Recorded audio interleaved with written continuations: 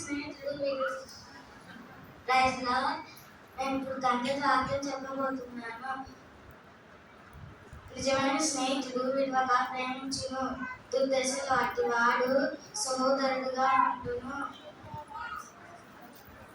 కాక దేవుడు తన ఐశ్వర్యము చొప్పున క్రీస్తు యేసునందు మహిమలో ప్రతి అవసరములను తీర్చును.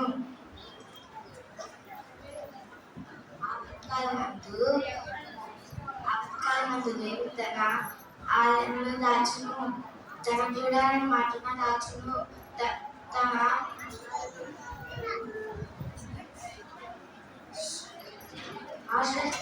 దుర్గం ఎక్కించును. నా మాట వినే ప్రతి వాడు అట్లా చెయ్యును. ప్రతి వాడు చెయ్యును, అట్లా చెయ్యును. బండి మీద ఇల్లు కట్టుకొని బుద్ధిమంతుడు పోలి ఉండును. మా శత్రువుల చేతిలో నుంచి కాపాడు వాడవు నీవే, మనల్ని ద్వేషించే వారిని సిగ్గుపరచు అడవు నీవే. దేవుడి వల్ల శుభకార్యము జరుపుకుంటుంది. మా శత్రువులని కాలు కింద వేసి రొక్కేవాడు ఆయన.